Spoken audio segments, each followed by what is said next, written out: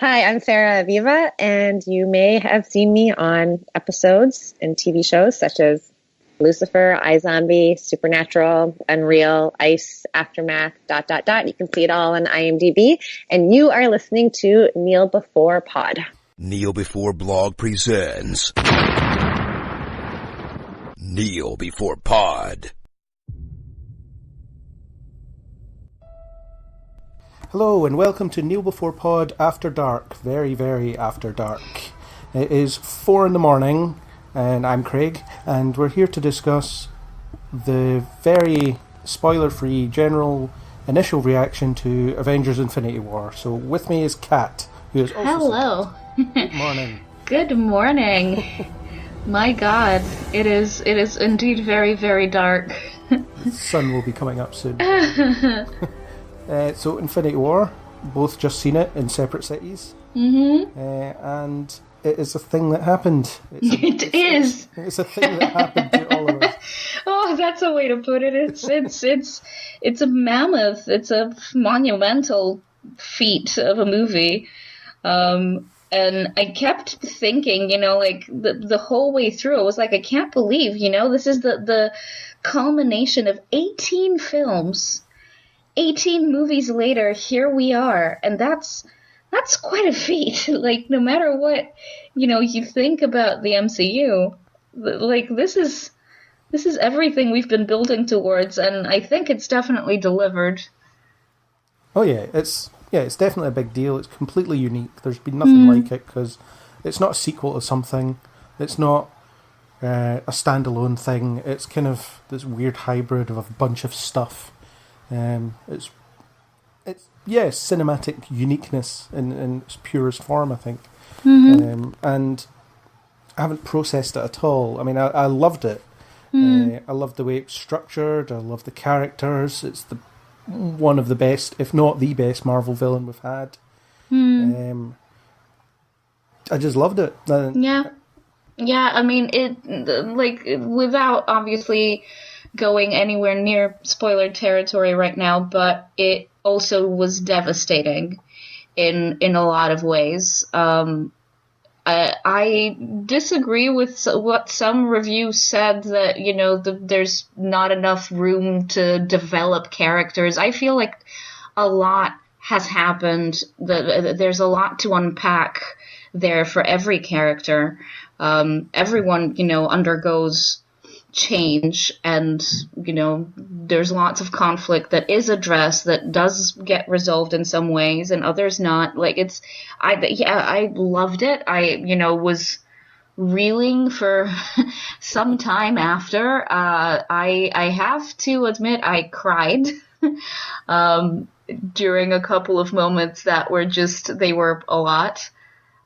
And yeah, I agree that Thanos was probably the best Marvel villain, because he is fully fledged. That there is a philosophy behind his villainy that whether you agree or not, it's an old concept. The idea that any planet can only sustain so many people. It's not a new kind of idea, but the way that the film handles it is very good, I think.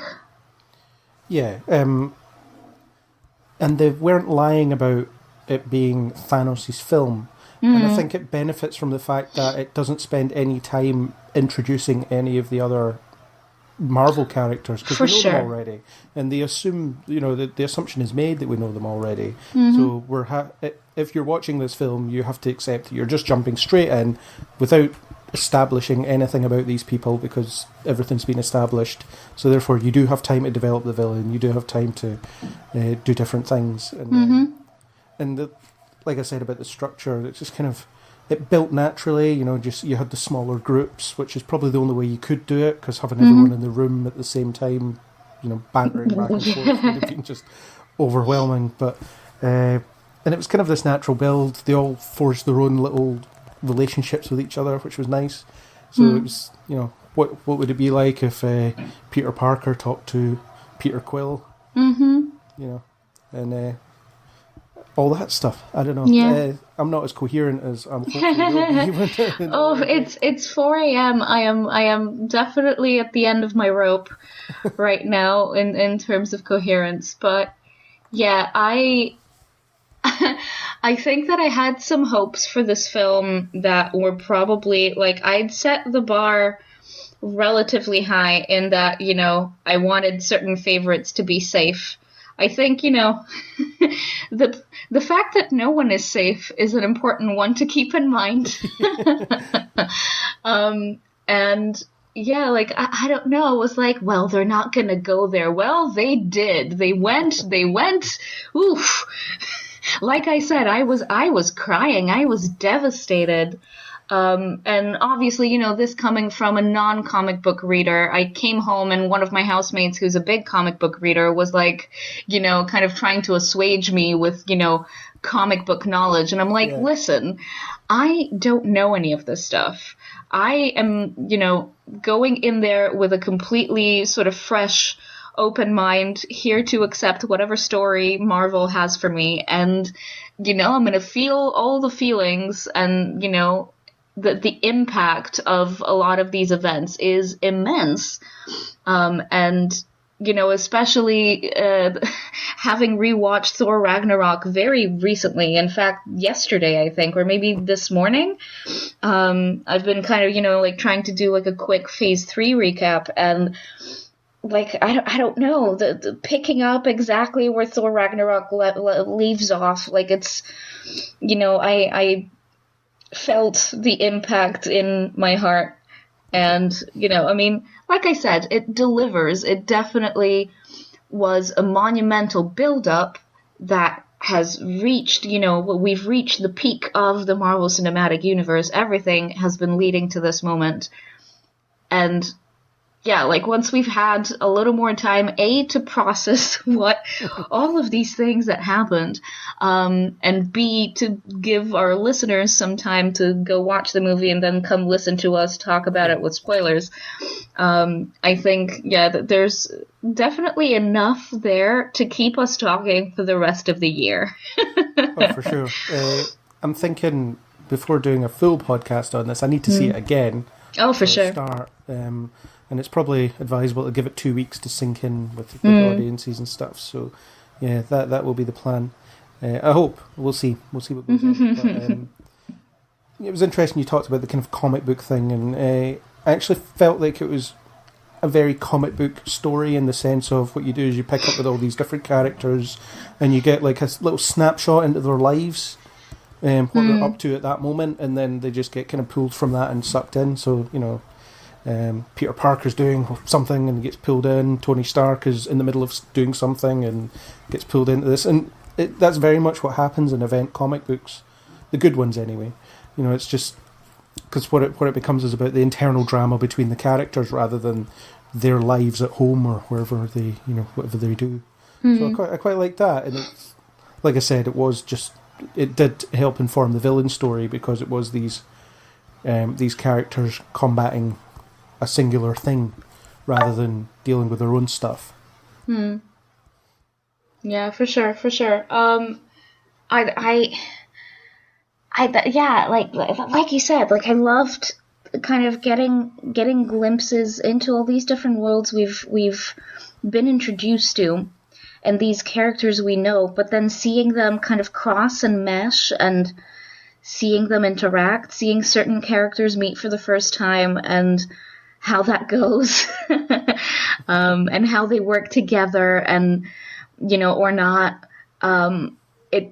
It was everything that I thought it would be and a little more. Yeah, I would say there's a few surprises, although not as many as I was expecting, actually. I'm more talking about in terms of cameos and all this stuff. You always expect something like this. I mean, there is nothing like this. But, something along these lines to have a few bits of fan service that don't necessarily mean anything, but would have been fun in their own right. But they didn't do a lot of that. I mean, it's probably quite restrained to do that or to not do that, and it's possible that the next film will be that. Yes, will give us that. The next film well, the next film's Ant-Man. I don't think that's going to give us that, but you know. Oh no, I mean, isn't it set before?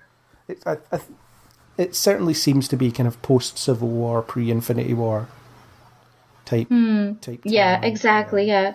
And then Captain Marvel's a prequel, so like no impact. Exactly. There. Yeah. Well, minimal impact there. Some kind of impact. Would be had, yeah. But yeah, hasn't processed it yet. Still lots to think about. I have to review it, which is unreviewable. Oh, there's just so much to unpack. I was thinking about it on the cab ride over. Just how much actually happens. Like I read a couple of quickie reactions from people I know, and someone said that there was granular character development, and I have to disagree. I feel like there's so much that happens to certain characters that changes them quite a bit. You know, like certain people have to face a situation that they never would before, and it definitely informs their character. So much is happening. I struggle to, you know, not mention people and events, so I won't go into it. But yeah, like you say, it's going to be so hard to review. There's just so much, and also the frustrating kind of fact that we don't know the conclusion to the story. And we're not going to know the conclusion to the story for another year, so it's quite hard to kind of gauge that this isn't a whole, this is a half. And it's quite important, I think, to distinguish that. Yeah, although I would say it's more Empire Strikes Back than Matrix Reloaded in the way it sets up the fact that it's only a part of essentially a two-part story. Yeah. Although it's not really a two-part story because they took the part 2 off the sequel title and it's going to have its own title. But it does feel like its own thing. Without, I can't say any more. I mean, it's quite interesting to see how the kind of, obviously the development of certain films and the popularity of certain characters it wasn't taken into account for this film because they were making them at the same time. So Black Panther's popularity means that it's slightly weird that he has a more reduced role than you would expect after the popularity of that film. Yeah. It's not a criticism, but it's just very, very strange. It's just very strange that, because you think, let's throw him at the screen as much as possible because everybody loves him and he makes all the money. And they don't, it is a key part of the film, but, not as key as I thought it would be. But I guess the trailers didn't quite tell the truth. I mean, they definitely told a different story. There were a few scenes that I noticed that we sort of knew from the trailer, but they were shot differently. And some altered for the film, yeah. Or some cosmetic alterations to particular scenes for the trailer to exactly to not spoil certain things, which is good. I like that approach. Give me a feel for the film rather than actually give me the exactly. Film. Still include that scene, still include that one-liner, that zinger that makes for a really good trailer, but without the full image or the full shot that might give away actual crucial plot elements. They definitely did well with that. Yeah. Okay, so I think this hot take is as hot as it gets. as far as we can take it, because I don't know, I'm bursting to talk about spoilers and stuff, but like the thoughts would not be anything you'd want to hear because they're just not connected in any way. They're all over the place, and if you're listening to this, I've already found a way to review it somehow. But we'll definitely be back. Our team will be back to talk about it in more coherent detail, we hope, in a week or two.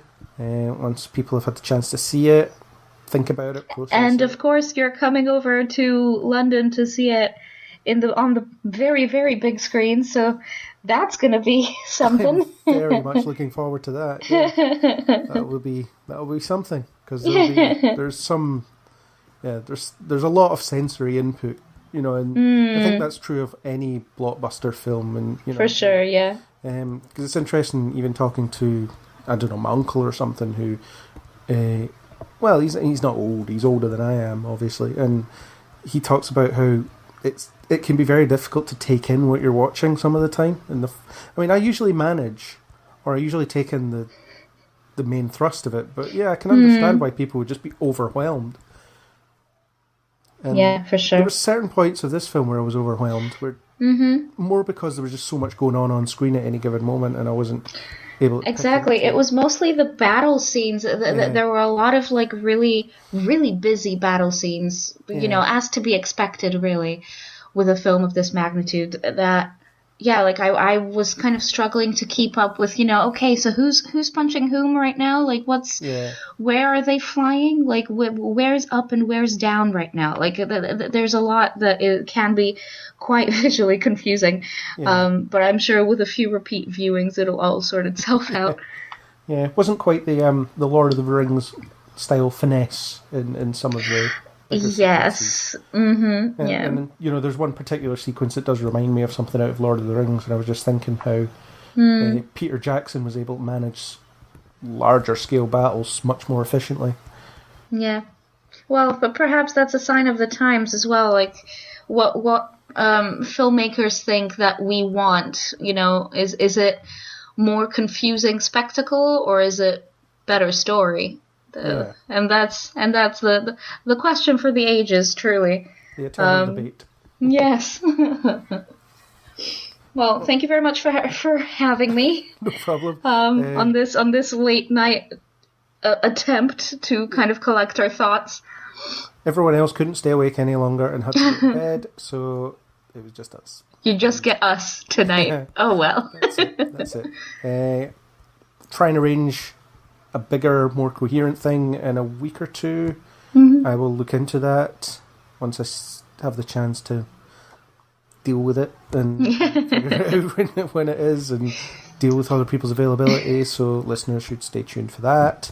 We have a 2-part spectacular talking about everything leading up to this. Do listen to that, it's quite magnificent. It's almost as big an undertaking as this film. Almost. It's nowhere near as big an undertaking. No, not nearly. No, it is for my limited. But it was a fun conversation, I think. Yeah, for sure. So there's that. So we have plenty of Avengers content to keep you going. My review will be published as you listen to this. So there's tons, and we'll be back with more. So thank you, Kat, for braving staying awake. You're very welcome. And I am now going to finish my review and hopefully get to bed at a decent hour. Good luck. So, good night. Good night. That was our hot take reaction to Avengers Infinity War. We will be back with a more comprehensive and hopefully coherent account in the near future. Thanks to YouTuber Dagma for the supplied music, and if you like what you heard, then please hit the subscribe button on iTunes, YouTube, or any major podcasting app. And join us on the next Kneel Before Pod.